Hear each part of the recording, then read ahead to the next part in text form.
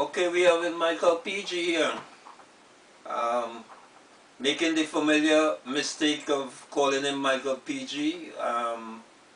It's Michael Wilson. Um, he's the son of Mr. PG Wilson, known as Percy Granville Wilson. okay. Michael, the mistake I just made there, you understand that most people, unfortunately, maybe you can tell me, call you guys maybe by the PG as your surname, like Michael PG, head of Yeah. Was that okay for you to? Oh yeah, it would not, never a problem. Oh. In fact, we always had to make sure we were doing the right thing all the time, because somebody would just, ain't you PG's boy? Okay, so Michael, where are you located now? We missed you very early in Trinidad. Where are you now? I am in St. Paul, Minnesota. Been here since 1972. After I finished college and was teaching in Mississippi, and after coming back from the Marine Corps, the wife and I decided, hey, we moving to Minnesota. So we've been here, and Minnesota is where I became a citizen of the United States. But you slipped out of us in Trinidad. I will use the word slipped out. When did you leave? I left in September 15th, 1965. Okay, and what school you went to? Your progression of school? What was your education like in Trinidad?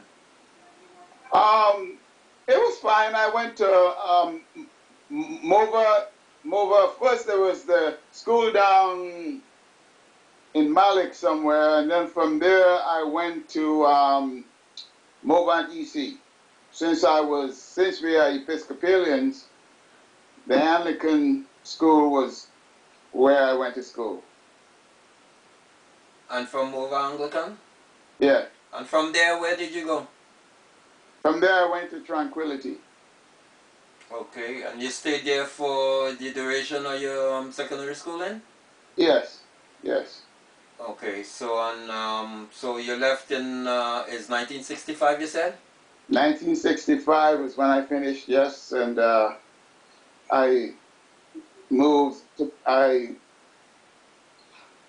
was promised a scholarship along with Wilhelm Joseph, Selvin Swanson, and Tora Bess.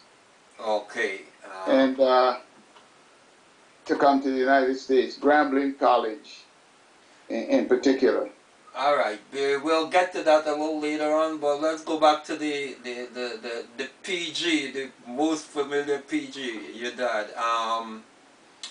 What are the memories of your dad in terms of, I know him as a guy, with the races and starting the races. I have a picture of him doing the March Past Parade, inspecting the March Past Parade. What are your fond memories of your dad? Fun memories. Oh, there are so many. His mom was in charge of the daily annoyance of raising the kids, raising us, cooking, washing, and stuff.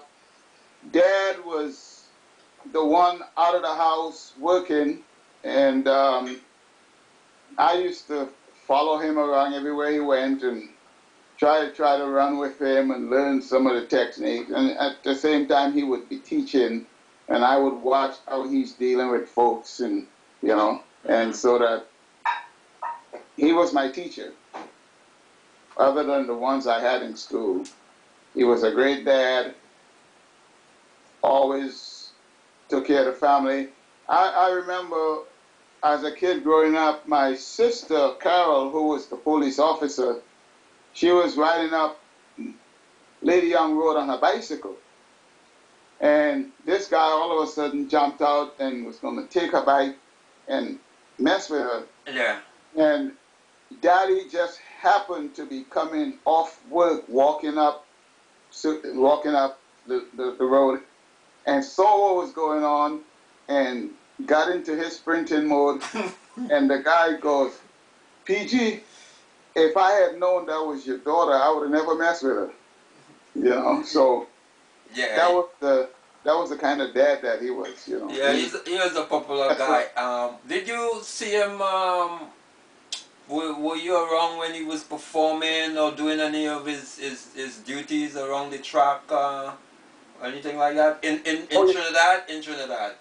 Yeah, I went to most of the meets, and like at the Tranquility Boys field day, he was the starter, and so he was there starting and giving me directions and what to do, and all kind of stuff. Yeah, I stayed with him all the time when he was started for the Texaco games, because there was always going to be something to eat and drink, for Trinidadians, it don't matter what the occasion, you're going to have, so I always went with him and learned as much as I could from him. He was for me, he was, besides my mom, he was a great motivator, a great inspiration. Yeah, I know the day I learned from both him and mom. Yeah, I remember earlier you mentioned the fact that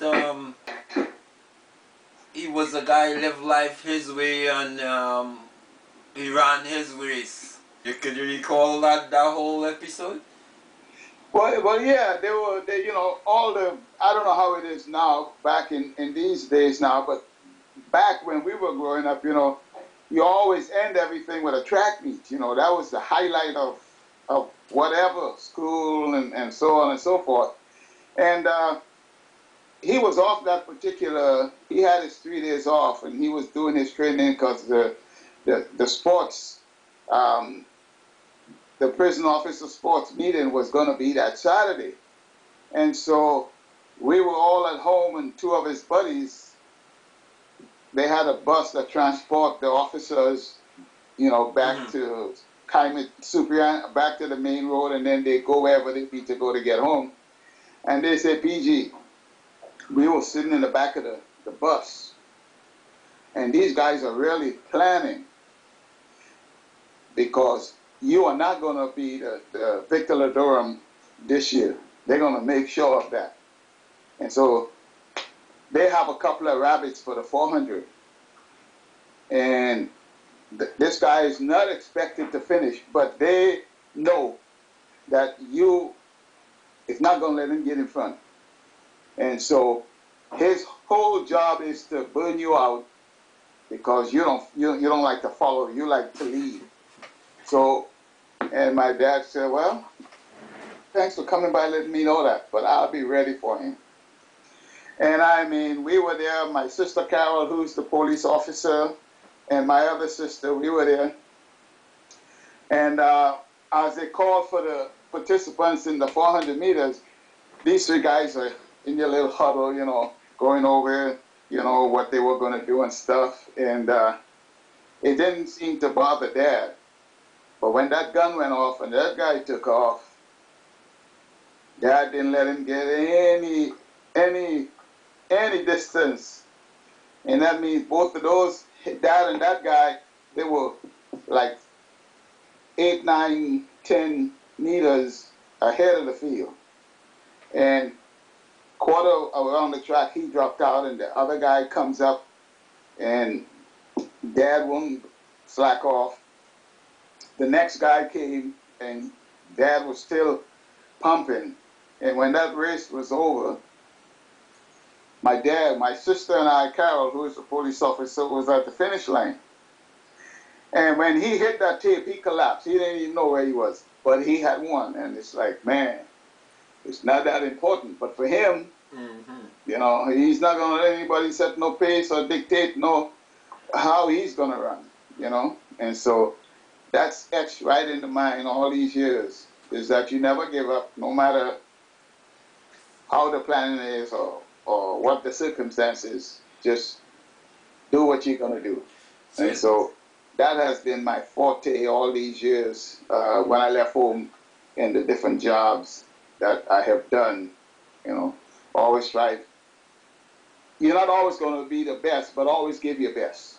Yeah. And if you give your best, You don't have to make excuses or worry about anything. So that's been my mantra, and I try to pass that on to the kids, and you know. So, to the mover thing, as I said, I saw him inspecting a march past. Were you privy to any sort of activities in Mover? Oh yeah, we used to play, the guys in the neighborhood, we used to play, especially when it was raining. We would go down in the savannah and play football like crazy, soccer, Yeah, yeah. like crazy, you know. And the good thing about it was we didn't need supervision because we all knew what the situation was going to be at home if you weren't doing what you needed to do. So, Yeah. you know, we just went and took care of business, you know, in play, and you know, we had few skirmishes, you know, but in terms of doing the right thing, we had training. Yeah, You that's know, good. that came from the home. You know. Okay, now in looking at your dad accomplishments and stuff, he came to the States. Was it to where you are in Minnesota, or was it somewhere else? You know. No, I stayed in touch with the family, you Mm-hmm. know, That's and when you went. Is it to the when you? States. Yeah. Yeah. And I was in the South, so it was Grambling State, Alcorn State, Arkansas A&M, and Alabama, and Tougaloo. We were all in that conference. Okay. And I noticed that Tougaloo was kind of weak in terms of the rest of us. And so after the track meet, I said to the coach, I said, hey, coach, look like you and your guys are struggling. He said, yeah, I'm not really the coach. I'm the athletic director, but I can't find anybody to coach him. And I said, well, I know a guy that can turn your team around. And he says, who's that? I say, well, he's my dad. He's quarter mile champion, prison officer, educational, whatever. And I'm sure he would be happy to come and help you out. And he says, well, can you give me his address, phone number? I said, yeah, not a problem. And I'll tell him that you're going to call him, you know. And so he did. And my dad came as the track coach at Tougaloo. He brought with him Selwyn Ross, and a few other sprinters and half milers, and All from Trinidad.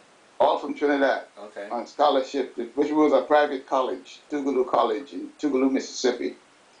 Became the head coach, and the team that never won many races ended up winning the conference those years that he was there, you know. And so it was great for him to be there, you know, and because I left home.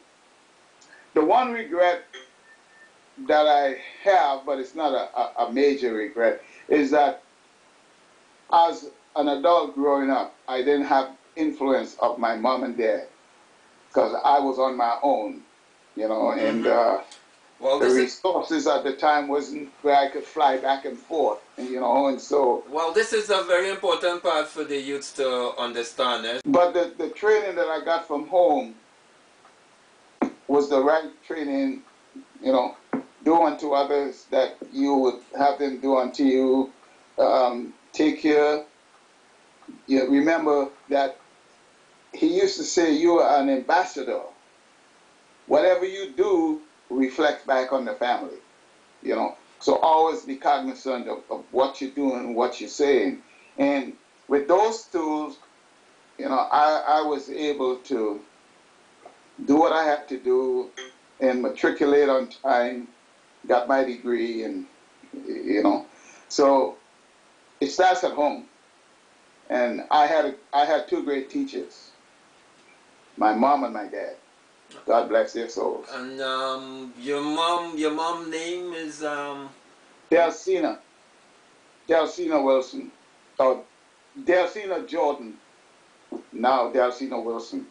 And mom didn't take stuff. but she was a feisty person. You know? She was feisty, but you know, and like I tell my kids and my wife, you would never hear me say, "Mom never worked." She never worked out of the house. See, it was different. There was a difference between mom and dad. Dad at least got to leave the house every day, went to work, did all his sports, started the whole 9 yards.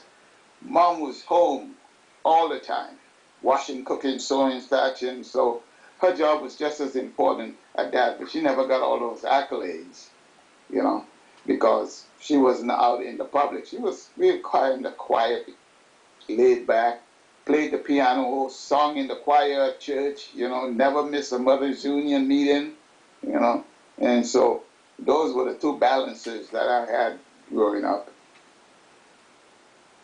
So okay, so when they turned the college, Tougaloo College around, um, did you guys have any interaction? Because while he was in Tougaloo, you were in Mississippi, right? I was in Idabina, Mississippi, which was about I would say 157 miles from the delta of Mississippi. But we stayed in touch. He drove up to my campus, I drove to Tougaloo, you know, and we stayed in touch. So I had that aspect of from the childhood to the adult with him. So he had some accomplishments beyond the coaching and the athletic trainer. Oh yes, yes, yes. He got his degree, and then he went on and became you know, he loved to work with the hands. And I remember many days, all kinds of folks are in the garage at home getting repaired, legs massaged, dogs are getting their legs fixed and so on. And so he went on and got his degree, his doctorate in physical therapy, you know. And so no matter what the ailment was, he had the right medication or the right procedure. So, from what college or where did you know where he got that from? Pacific University out in California. Oh, okay, okay. Yeah. So was that the same time he was actually still the coach of the Tougaloo or?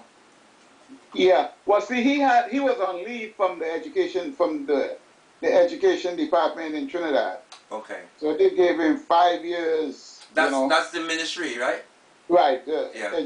Education ministry. So yeah. He got about 5-6 years leave to come up and pursue other things, and in the process he got his PhD in physical therapy, because the man was great with his hands. I mean, if you had a hamstring or something, he knew how to take care of it. And I think Hasley Crawford, if you spoke to Hasley Crawford, he would tell you that when he pulled that hamstring, it was PG who got him to the point where he could finish that race and eventually won that medal. Okay, that's in the gold medal Hasley won? Yeah. So he didn't stay in the U.S.? No, he didn't stay there. I mean, he was on loan, so he had to go back, you know. Mm-hmm. He was on loan. Okay, you see him, did he come back to the States at any time, or when is the next time you? Yeah, you know, when he went to the Olympics with the team, instead of going home, he came to Minnesota, and we had a great time, because now I was a grown person, and so we could communicate, you know, yeah. in a real nice, you know. He would always be there, but you know, telling him like you can tell him like it is now. Yeah, you know. So that was great. Yeah. That was great. And wrapping up now, Mike. What you would like the people to remember the most about your dad that you feel that people, you know, they don't know? Well, he always gave his best. He always gave his best. He was always willing to help, no matter the situation. Even when stray dogs walked in the yard limping, he would bandage the legs and get the dog going back, you know. He always had to say he was too well bred to refuse helping anybody, you know.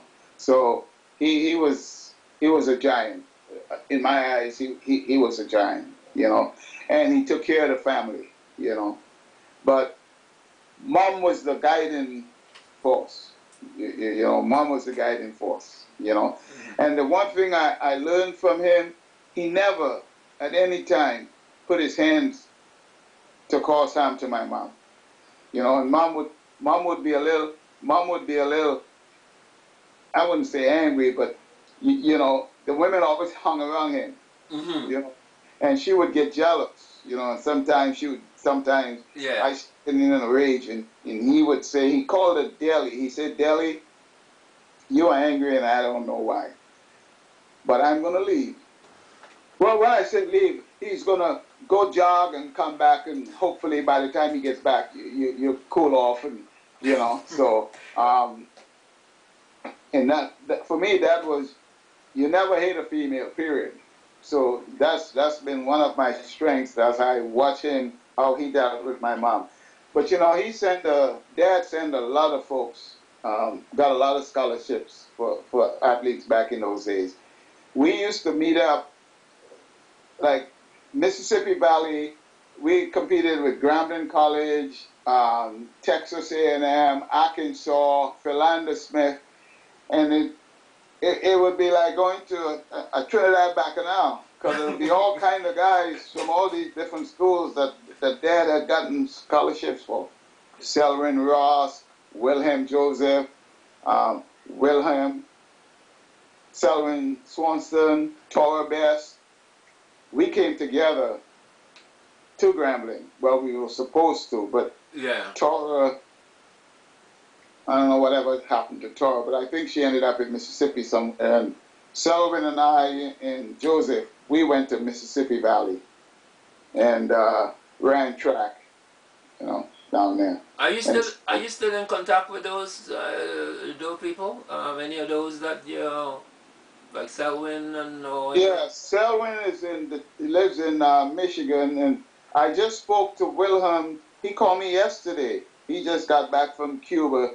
He's one of these highfalutin lawyers in the Maryland area.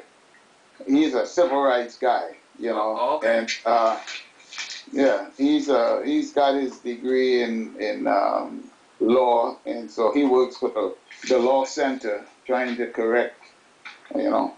I knew him as a distance person in terms of running the longer distances. Because I was young then, I didn't know he was somebody. Yeah, and he always seemed fit. Well, no, he wasn't a distant sprinter.